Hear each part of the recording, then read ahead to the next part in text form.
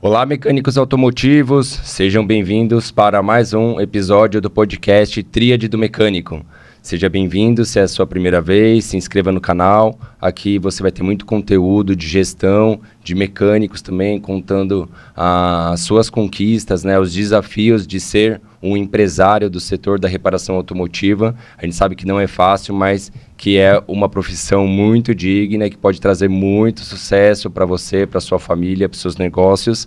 Eu me chamo Rodrigo Rodrigues, estou ao lado da minha irmã, a Priscila Rodrigues, e a Tríade do Mecânico é baseada em 3 pilares para que você seja um mecânico dono de oficina de sucesso, né? O primeiro deles é a parte técnica, vai ser sempre importante você reparar o veículo.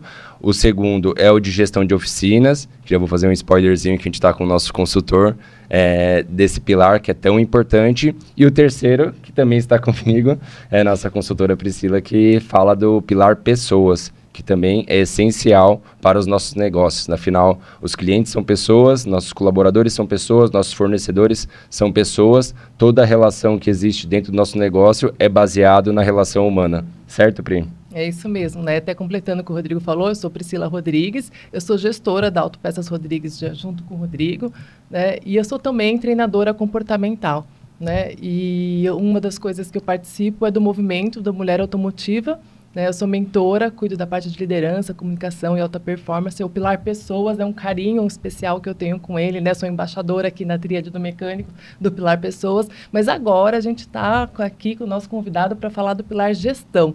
Né, o nosso convidado que participou com a gente no primeiro episódio, está aqui no segundo, para falar mais um pouquinho sobre gestão. Né, Paulo, obrigada por ter voltado, viu? A gente está aqui, terminamos o episódio para falar de fluxo de atendimento, não foi isso? Isso. Na parte 1, a gente falou bastante com dicas de ticket médio, de checklist de entrada de veículo, várias dicas preciosas do consultor Paulo da Rede Pit Stop. Então, depois, quando acabar se você tiver um tempo, volte lá no nosso canal do YouTube e veja a gravação da parte 1. Estamos aqui agora para a parte 2, né, Paulo? É isso, mais uma vez. Obrigado, Rodrigo. Obrigado, Priscila, pelo convite. Nós agradecemos a sua presença. Eu fico feliz por poder participar e poder colaborar aí com o nosso amigo reparador. Isso. E nessa parte 2, né, o Paulo Souza trabalha na Pit Stop há mais de 15 anos, né? Tempo que a gente faz parte da rede como Autopeças Rodrigues, vai falar para a gente de um assunto que é extremamente importante e que os empresários donos de oficinas, alguns deles não fazem por completo, né? Faz de forma parcial e aí é onde começa a surgir problema. Deu BO. Paulo? É isso mesmo. É o fluxo de atendimento, né? Do momento que agenda, né, o serviço do carro, chega o veículo, tudo que é necessário, né, Paulo, em termos de processos, documentação, verificação, até a saída do veículo e o pós-venda, marketing, né, Paulo? Sim, sim. A gente gostaria de abordar esse assunto hoje. Vamos lá. É um prazer recebê-lo aqui novamente. Obrigado, Rodrigo. Obrigado, Priscila. Então, falando um pouco sobre fluxo de atendimento, é bastante interessante, né? Não posso dizer que existe um fluxo universal. Eu penso sempre que cada empresa ela tem que adequar, mas entender que tem que se fazer um fluxo. Não é pura e simplesmente receber o veículo do cliente, né? O que a gente vê muito em alguns colegas, né? Que ele recebe o veículo do cliente e pergunta rapidamente, qual é o seu nome? José. Qual é o seu telefone? Tá, então deixa aí que depois eu vejo aí o que tem que ser feito e te passo aí o orçamento. Aí o José vai embora. e pronto. Não é assim, não funciona assim, né? Não pode ser assim. E aí eu vou buscar explicar em cada passo, né? Vamos dizer assim, num raiz, né? Para a pessoa entender que ela precisa sentar e ela desenhar um fluxo para ela. Então, amigo reparador, acompanhe para você dar uma olhadinha o que está acontecendo, se na sua oficina está ok ou se precisa ser melhor adequado. Então, vamos lá, Rodrigo. Quando o cliente vem para a oficina mecânica, ele não vem feliz. Primeiro passo. Por que ele não vem feliz? Porque a maioria dos clientes, eles não fazem o que deveria ser feito, que é a reparação, né, ou a manutenção preventiva. Eles acabam fazendo sempre a manutenção corretiva, né? E isso já começa o papel nosso, né? Quando eu tenho o meu cliente e tenho com ele já uma certa relação ali, né, de empresa e cliente, eu preciso nesse momento, né, como gestor, começar a passar para ele a importância da manutenção preventiva, para ele entender o quanto ele deixa de gastar, né? O custo é bem menor do que uma manutenção corretiva. Mas vamos voltar aqui. Então, quando o cliente vem para a oficina, ele vem para uma manutenção corretiva. Diferente de uma busca por acessórios, né? Quando o cliente sai de casa para buscar uma loja de acessórios, um local de instalação de acessórios, ele sai sabendo que ele vai investir. Ele pode chegar lá e até ser induzido a colocar muito mais acessórios do que ele foi procurar. Por quê? Porque ele saiu com aquela sensação de que hoje eu vou equipar o meu carro. Mas para a oficina mecânica a gente sabe, não é bem assim. Pegou ele de surpresa, pegou ele na contramão, pegou às vezes que talvez ele não esteja com recursos financeiros disponíveis para isso, mas ele precisa do carro, né? É um carro para a família, é um carro para trabalho, é um carro, enfim, ele precisa. Então ele chegou na oficina não muito contente. Eu sempre coloco esse momento aí, um momento que eu preciso ter bastante percepção de conversa com ele. Por quê? Porque na recepção eu vou acalmá-lo. Eu preciso passar para ele, né, o que nós conversamos no outro episódio, de passar a credibilidade de que ele está no lugar certo. Ele veio buscar sua necessidade no lugar correto. Eu vou entregar para ele o que ele veio buscar. Então eu preciso escutá-lo atentamente, eu preciso anotar tudo que ele está comentando, porque cada detalhe que ele comenta pode ser um fiozinho que vai me dar mais chance de buscar o diagnóstico correto, porque ele não é técnico e nem precisa. O técnico sou eu. Eu que preciso resolver, diagnosticar e resolver. Mas tudo que ele me comentar vai fazer muito efeito para eu poder fazer um diagnóstico mais preciso, né, naquele momento. Então ali é o primeiro passo. Eu preciso passar para ele credibilidade, preciso passar para ele, posso até nesse momento de ser um psicólogo, né, porque ele está brabo, então eu preciso fazer ele se acalmar. Porque se eu refletir a brabeza dele, vai ser atrito. Já começa mal o relacionamento. Tá? Ok, escutei, anotei. Segundo passo, anotar um pré-cadastro do cliente. E quando eu falo um pré-cadastro do cliente, não é o carro somente. Porque a pessoa tem lá, marcou lá, veículo tal, ano tal. Calma. Esse é um detalhe importante? Por quê? Porque com ele eu vou buscar a questão de peças e a questão também de informações técnicas, se eu precisar. Mas nesse momento eu tenho que pensar o seguinte, os dados do cliente são importantes. Todos aqueles que eu tenho condições de anotar, que não fere a lei, vamos dizer assim, né? Eu preciso, por quê? Porque esse cliente ele pode vender esse carro um dia e o carro não vai saber voltar na minha oficina. Mas se o meu cliente foi bem atendido, o próximo carro que ele tiver, ele volta. Agora, se eu não tenho um CRM, pronto, perdi não só o carro, mas perdi talvez o contato do cliente também. Então eu tenho que anotar todos esses dados, principalmente do cliente. O do carro, como eu falei, por uma questão de peças e busca de informações técnicas, caso necessário. Ok, agora eu levo esse carro para onde? Eu levo esse carro para o box. Levo ele para o box para poder fazer o diagnóstico. Quando eu for levar para o box, nós até comentamos na vez passada, checklist de entrada. Como que esse carro está entrando para a minha oficina? Mas Paulo, é só para... Como que esse carro está entrando para a minha oficina? Se eu tenho um software de gestão, normalmente o software de gestão me dá essa condição ali mesmo, né? Então fica meio que fácil, porque é digital. Mas se eu não tiver, que seja num Excel, que seja num Word, mas que eu tenha isso para poder anotar o estado... Na prancheta, um papelzinho. Exatamente. Né? né, não precisa ser nada da NASA. Se eu não tenho ainda um software, que seja isso. Arroz com feijão bem feito, né? Vamos dizer assim, né? Raiz, mas faça. Muito bem, fiz. O cliente está ciente de como o carro dele está chegando para a minha oficina? Tá. Vou fazer o diagnóstico. Esse diagnóstico eu busco fazer da melhor forma que eu tenho condições de equipamento, de recursos e de conhecimento técnico. Porque quanto mais preciso o meu diagnóstico, mais preciso o meu orçamento.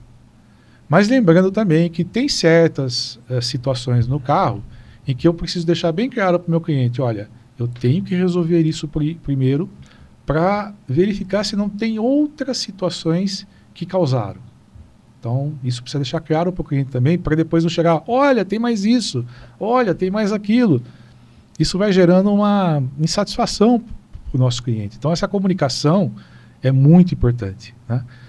Nesse momento que eu estou fazendo a avaliação do problema foco que o meu cliente veio buscar solução, eu também posso fazer meu checklist.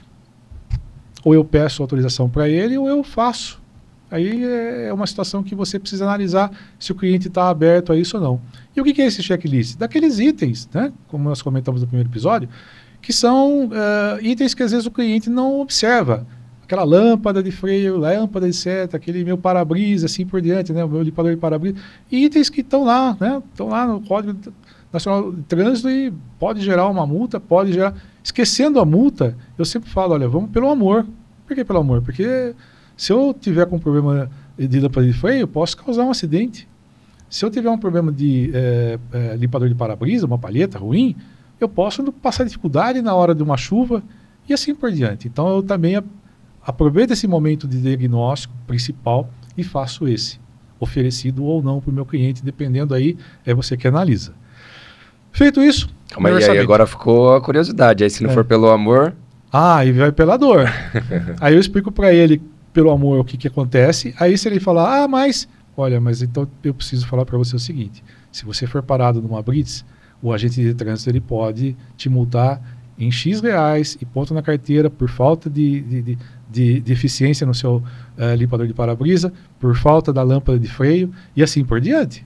Então aí já é a dor. Porque a gente nunca quer chegar na dor, né? A gente quer chegar na situação de que a pessoa entenda, né? Que o cliente entenda que eu estou ali fazendo o meu diagnóstico e eu não posso só simplesmente me atentar só para o problema foco que ele veio reclamar. Eu tenho que me atentar pelo carro como um todo, né? Isso aí foi uma das primeiras coisas que a gente implantou depois que você começou a fazer consultoria pra gente lá na Autopeças, né? A gente fazia, inclusive, de outros itens, né? Pneus, a gente mandou fazer um banner com todos esses itens de segurança que, pela dor, eles acabam gerando as multas, né? A gente colocava penalidade, pontuação.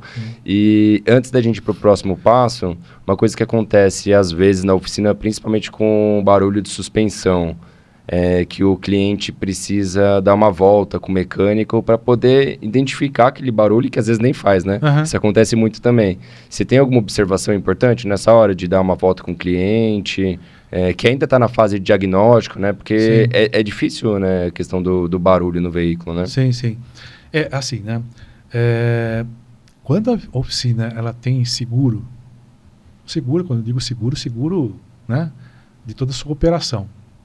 Ok, você corre o risco de sair com o carro, um mecânico seu sair com o carro, ou uma pessoa que vamos dizer assim, capacitada para isso, sair com o carro, você está no trânsito. Então você está com o risco, né?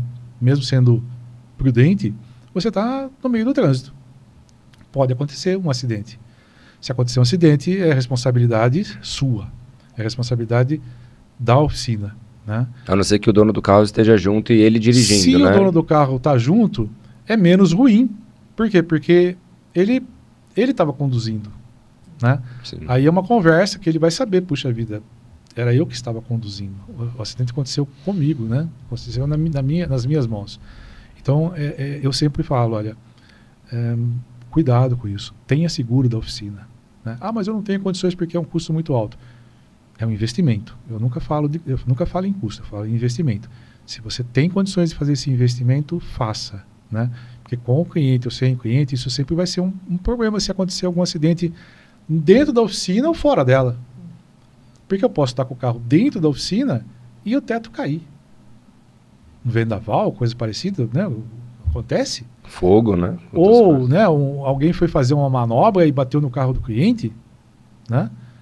Enfim, aí é uma decisão que eu falo, faça com consciência, a sua decisão, faça com consciência, porque o interessante é se ter um seguro para a sua oficina, em relação a tudo isso. Não é só para a questão de sair com o carro.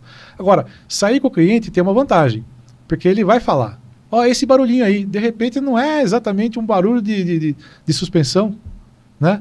É um barulho de um objeto que está no porta-mala, está no porta-luva. Na pinça que segura a pastilha, como já teve no meu carro lá um tempo atrás, fazia um barulho e era o pino da pinça. Então, às vezes, ele fala assim, tem um barulho lá debaixo do carro. Você fala, suspensão.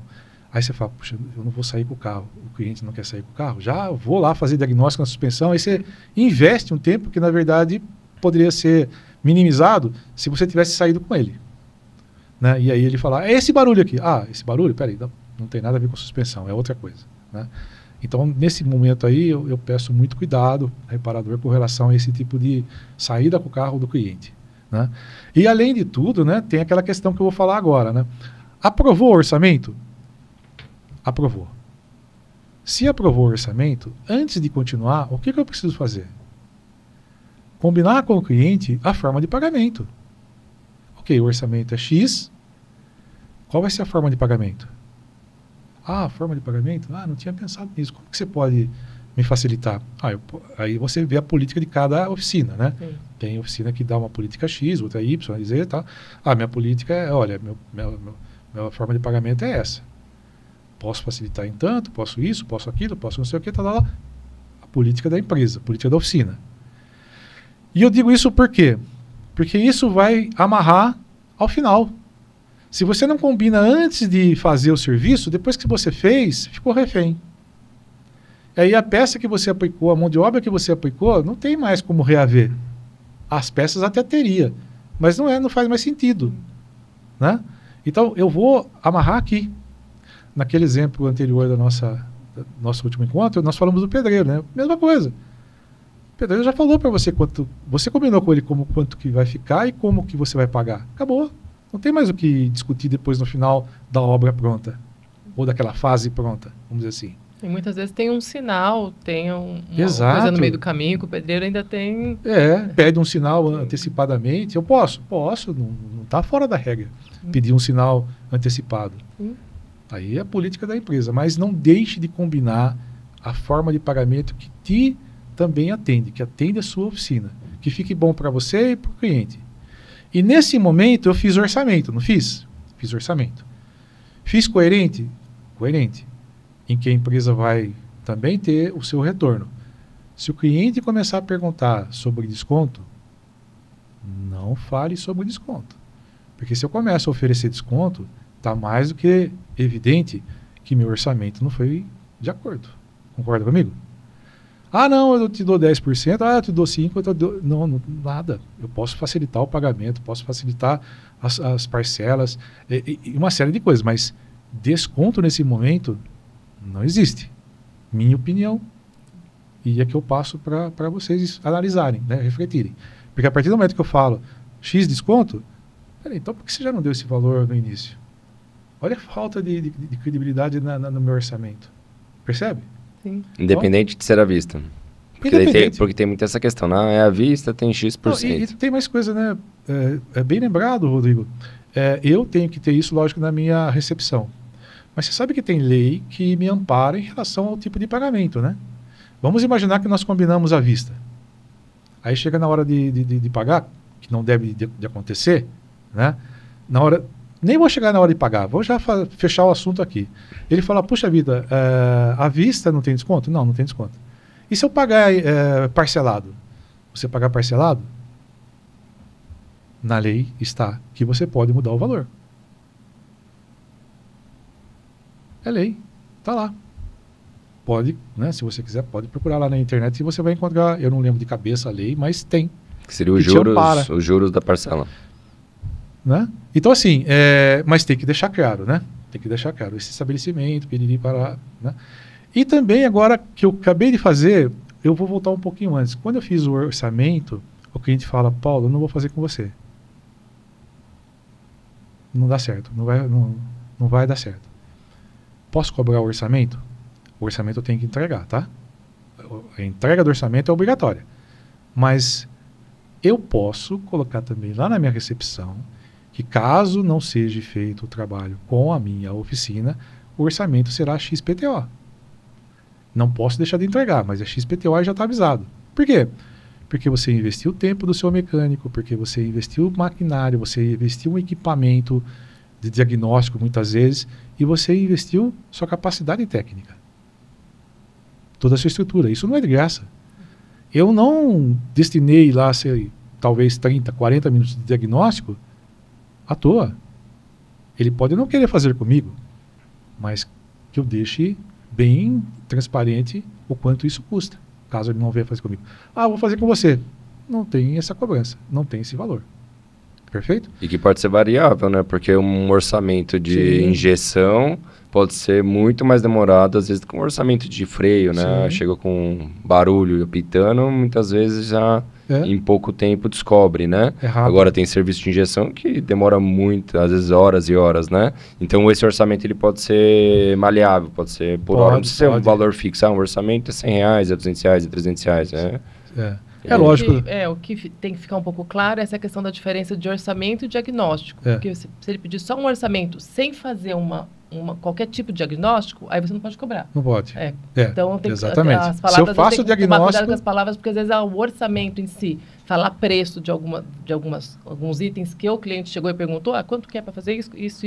Não fiz diagnóstico? Aí, não fez diagnóstico, então é um orçamento, você não pode cobrar. Sim. Mas um orçamento detalhado com um diagnóstico, aí sim. Por isso que o pessoal fala orçamento não cobra, o diagnóstico cobra. Mas é porque tem esse porquê, né? Se você está só falando preço, um orçamento não é cobrado. Mas se você precisou fazer algum tipo de diagnóstico, né, de avaliação técnica e gerou para gerar um orçamento, aí sim porque pode ser cobrado. Se ele só me pergunta, quanto fica para fazer o freio daquele meu carro ali? Você falou, X. Não fiz diagnóstico. Sim. Eu só fiz uma previsão de valor. Sim. Então, não teve nem tempo, só foi uma palavra que eu citei, né, o valor.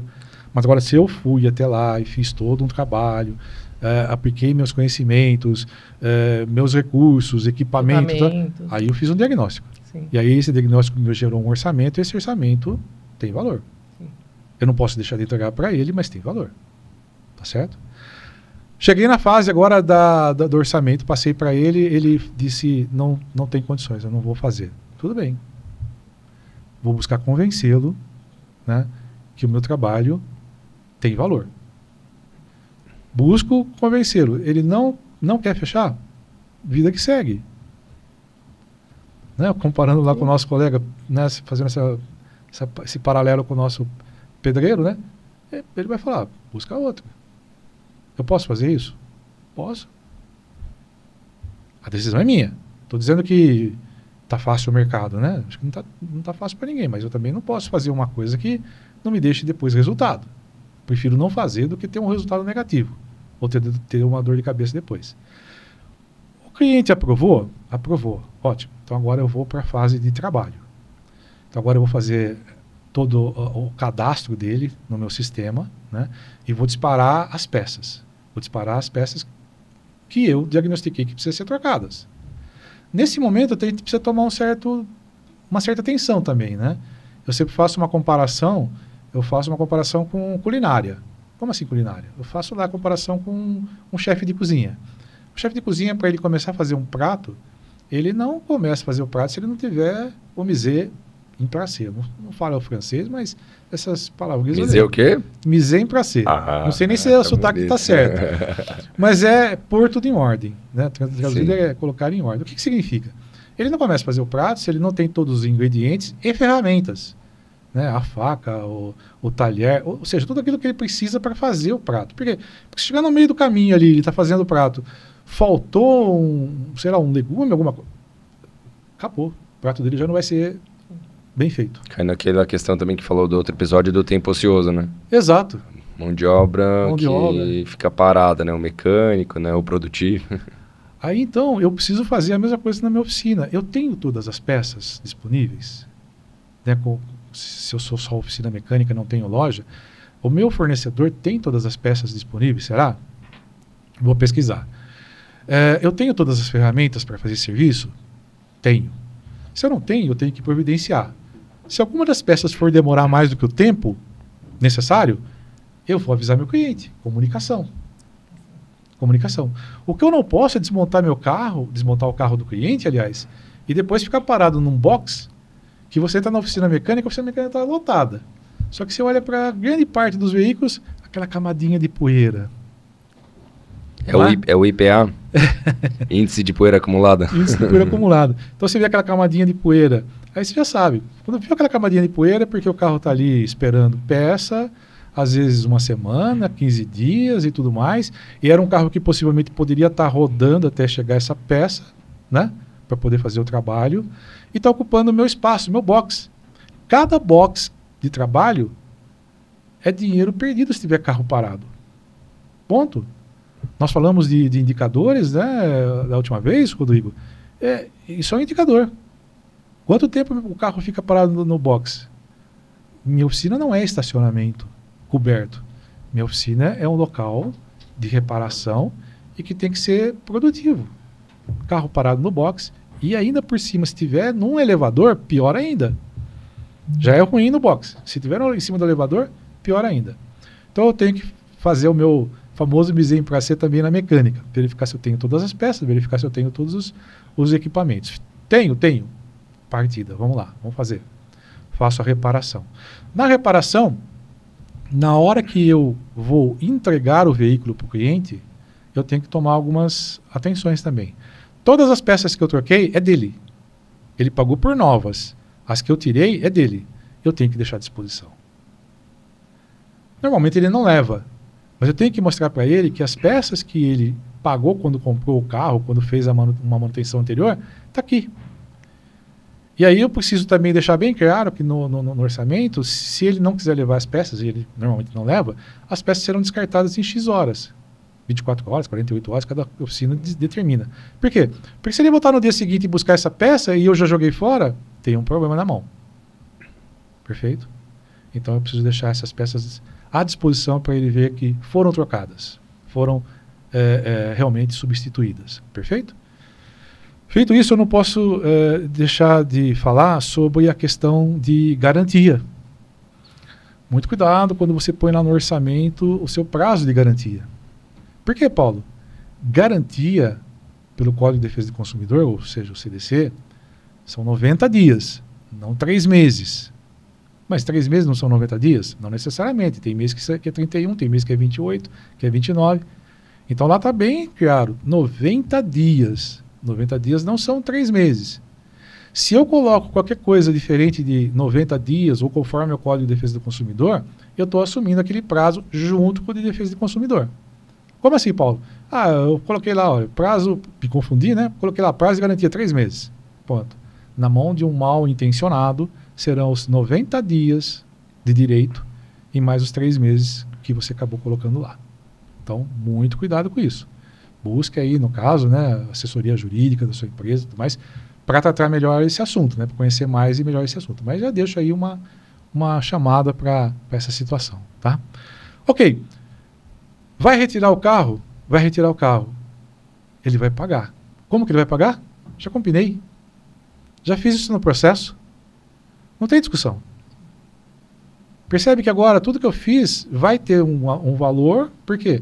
Porque eu não vou agora ficar na mão do cliente na situação de eu pensei que você ia pagar à vista, eu pensei que você ia pedir em 3 vezes, eu pensei... Não pensou nada, já fizemos o combinado. Antes de eu fazer todo esse trabalho, nós já fizemos o combinado que ficava bom para você e para a minha oficina, para a minha empresa. Então agora é só efetuar o pagamento. Efetuou o pagamento, eu digo sempre, né, deixa o carro de frente para a via, para ele facilitar a sua saída. Não esqueça também que muitas vezes ele veio fazer um trabalho, né, que ele não sente valor, mas que tecnicamente era muito importante. Tipo, troca de correia dentada. É muito importante. Você sabe, mecanicamente, a gente sabe uma quebra de uma correia dentada, o que pode acontecer com o motor. Um dano muito maior. Mas para o cliente, ele chegou com o carro andando, saiu com o carro andando. Ele fala, mano, deixei lá no caixa X reais, né, conforme combinado, mas o carro está igual.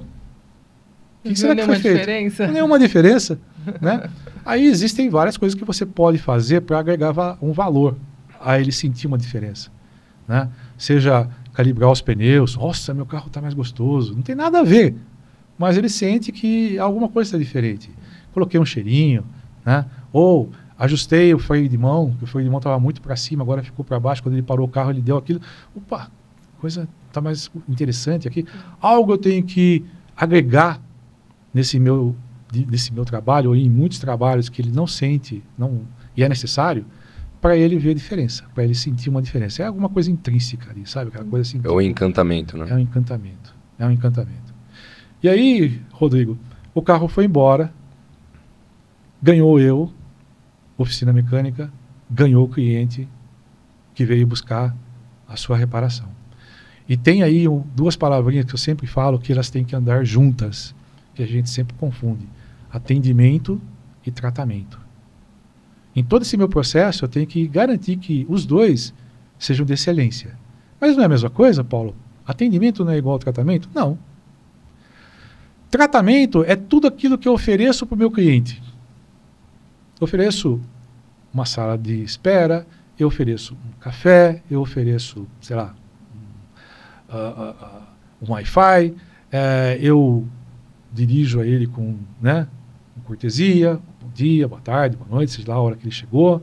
Né? Eu faço, isso é tratamento. Até para o veículo também, colocar uma capa de proteção. Perfeito, perfeito. Até mesmo o veículo, capa de proteção, capa de volante, capa de banco, capa de manopla. Isso é tratamento. E eu tenho que oferecer. E atendimento, Paulo? Não adianta eu tratar bem e não atender o que ele veio buscar, a reparação do veículo. Ficou pior do que estava, vamos dizer assim, na hora que ele saiu. Então eu não atendi bem. É aquela velha história, né? Vocês devem lembrar, já passaram por isso, hoje não cabe mais. Mas existiu aquela época, né? Leva lá no cidadão, ele é assim, meio estúpido para falar com você, né? O pessoal falava meio ogro e tal, mas resolve, hein? É um excelente mecânico, mas você vai ter que aguentar o mau humor dele. Ou seja, o tratamento dele não é a contento, mas o atendimento é excelente, mecânico, resolve. E tem aqueles casos também, né? Ao contrário. Nenhum dos dois pode andar mais sozinhos. Os dois têm que andar juntos. Não faz mais sentido. Não faz mais sentido.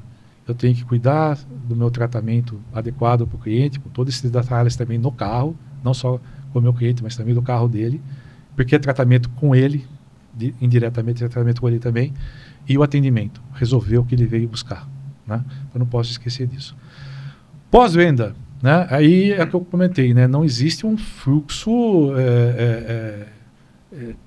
vamos dizer assim, que cada um tem que criar o seu, como eu disse no início, né? Então não existe um fluxo, mas existe esse que é um tanto quanto espinha dorsal.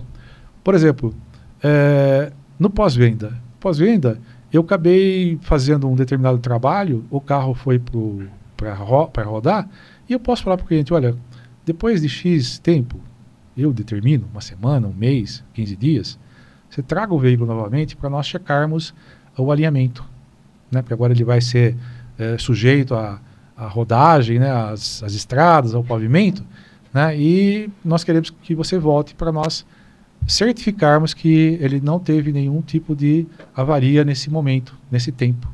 Tá? Freio, mesma coisa. Você vai sair da minha oficina, saia com precaução.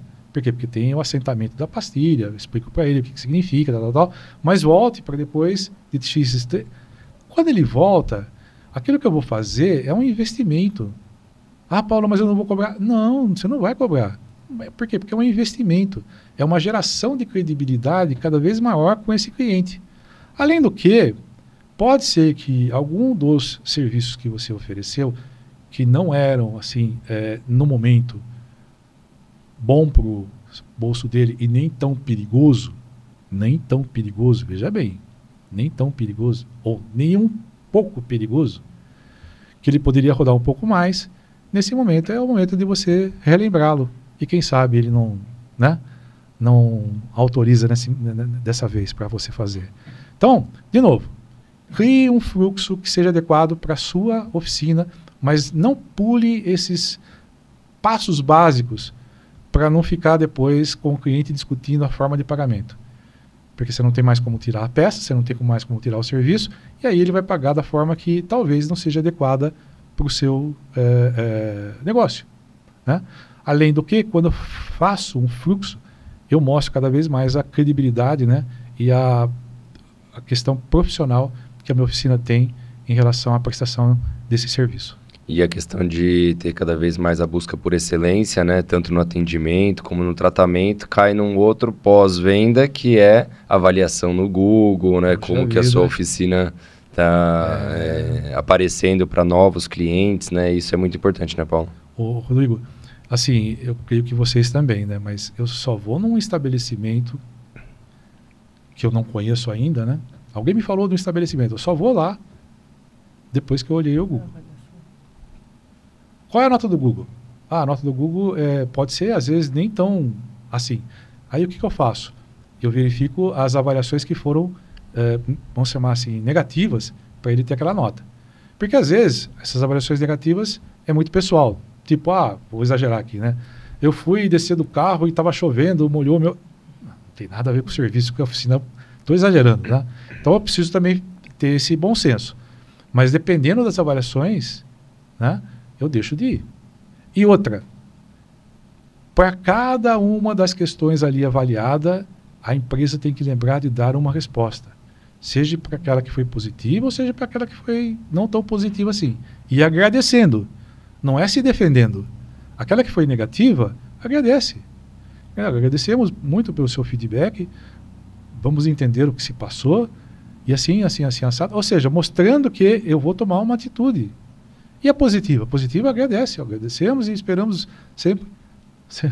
Essa frase não é muito boa, né? Esperamos sempre vê-lo aqui. Né? Não quero que o carro dele sempre quebra. Volte sempre. Volte sempre. Para ospital e para oficina mecânica não encaixa muito bem, né? Mas estamos sempre à disposição, coisas dessa natureza, né? Estamos sempre à disposição quando tiver necessidade, estamos aqui às suas ordens, né? Coisas dessa natureza, sim. E as negativas também eu preciso responder com excelência, né?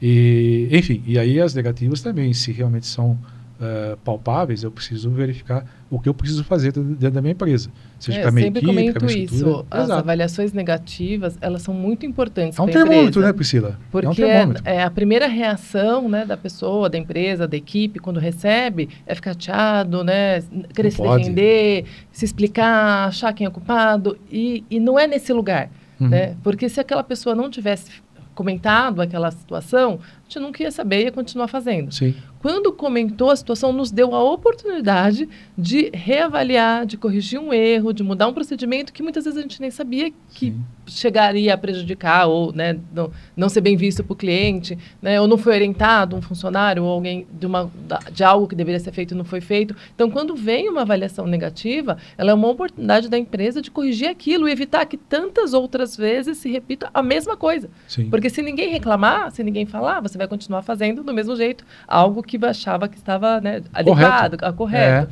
Então, quando vem, em vez de a gente ficar olhando ali, culpado, né, justificar, não, é uma oportunidade, vamos aproveitar, porque às vezes a gente tenta internamente achar o que melhor a gente pode fazer, como a gente pode melhorar o nosso processo, e aí gastamos muito tempo e energia tentando achar onde colocar, onde melhorar. E quando vem uma informação dessa, já está pontual, aonde você tem que investir, o que tem que ser feito, o que está faltando. Então, é uma oportunidade, né? A gente tem que olhar com outros olhos, né? Mas existe uma tendência natural do ser humano de não gostar, se justificar, enfim, e não é por esse lugar, né? Também acredito que é um lugar é um favor que a pessoa está fazendo. É o melhor termômetro que nós temos no mercado, né?